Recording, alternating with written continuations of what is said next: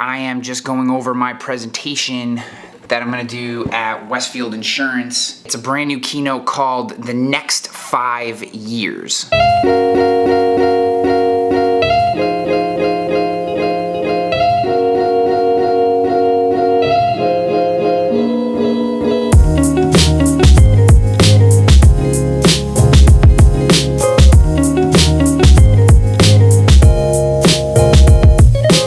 Specifically, this new keynote focuses on what you should be doing from a marketing and customer experience standpoint to stand out, to thrive in the new digital marketplace over the next 5 years. What are the things that we can be doing? One of the key ideas that I'm adding into this keynote from some of the other material that I've done is a new concept which I actually took from Seth Godin, which is around working from the edges, and that the standard curve, the average, the thing that we try to shoot at most because we feel like it's the meatiest, that standard bell curve of what people like, actually doesn't exist when we're trying to build a business that can survive today in an internet-based world, and that we actually need to build for the edges because that's where most people are. Now, this one simple idea, it really, when you think about it, it is the difference, right? It is what makes certain people stand out and not others. It's why some people push ahead and make ground on their competition while others just struggle to keep up.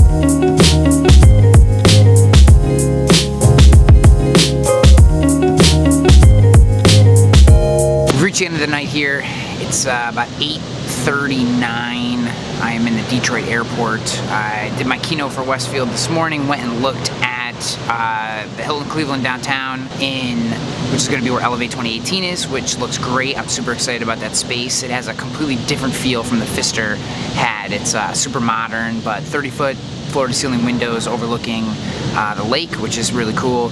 And now I have left Cleveland and I'm sitting in Detroit, and you can kind of see it's late.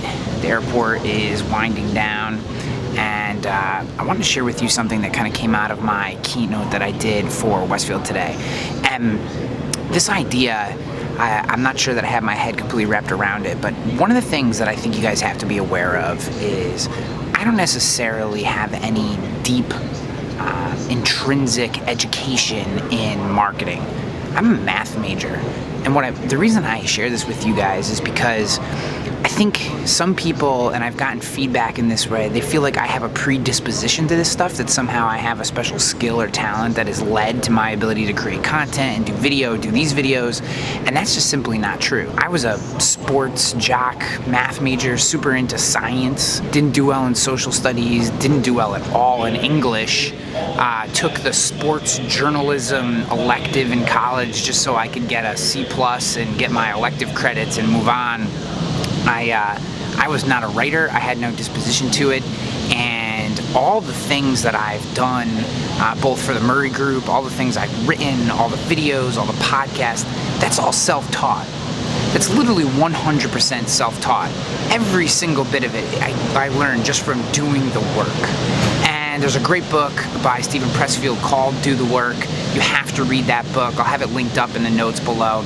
But my point in telling you this is, I don't want you to make excuses like somehow because you don't feel that creating is a natural talent for you, that gives you a reason to not do it. You can say that you don't have the time, and then maybe that's true, maybe it's not. But my point is, this is all stuff that you can learn, and the only way you learn is by doing the work. I mean, I literally picked up my camera here. If you can see where I'm at.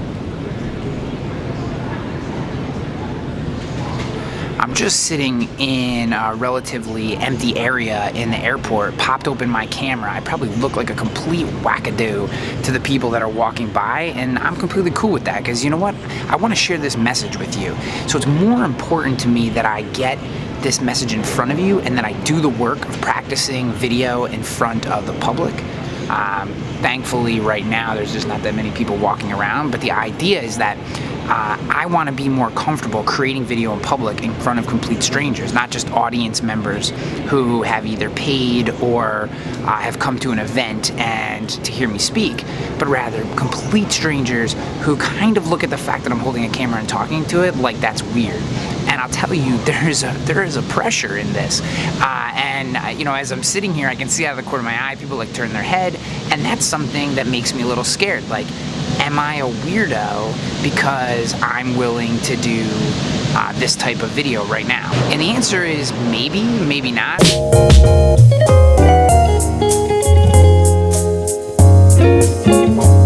But at the end of the day, I gotta get the content out, and I travel for work. And if I'm only gonna wait for the optimum times to create content and share that with you and share my thoughts with you, then I'm not doing my job. So here's kind of the 3 thoughts I want to leave you with in this episode. 1, if you want to do something, you just have to do it, right? You literally just have to do it. I feel very uncomfortable right now doing this video, even though it may or may not seem that way.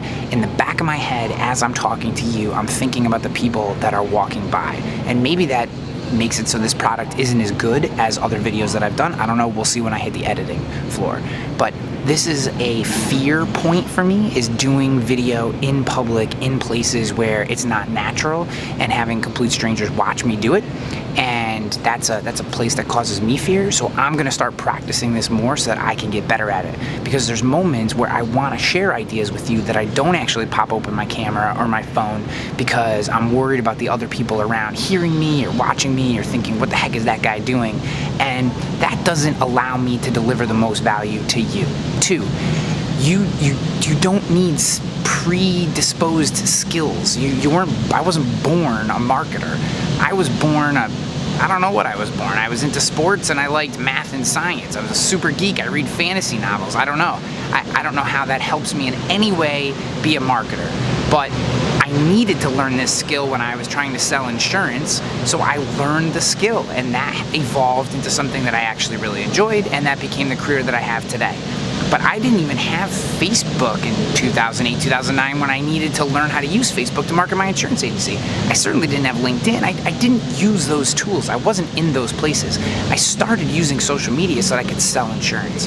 And granted, I may have become more proficient in them because I did enjoy them. There's no doubt about that. But that doesn't mean that I didn't have to learn the skills. So what I'm telling you is, run towards the things that cause you fear if those things are important to your business. Because if they cause you fear, it means they probably are tough. It means people probably aren't doing them.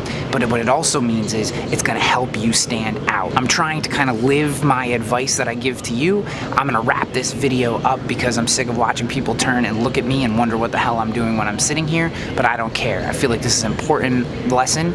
I hope that you will do something this week. Let me know in the comments. Share with me what causes you fear, what the thing is that's holding you back from creating content around your agency, around your business. Leave it in the comments, and maybe I can help you solve that problem in some way. I can give you some tips. Maybe I've done that. But I'm trying to live the advice that I give to you. So here we go. Now I'm gonna go home. I gotta go catch my plane.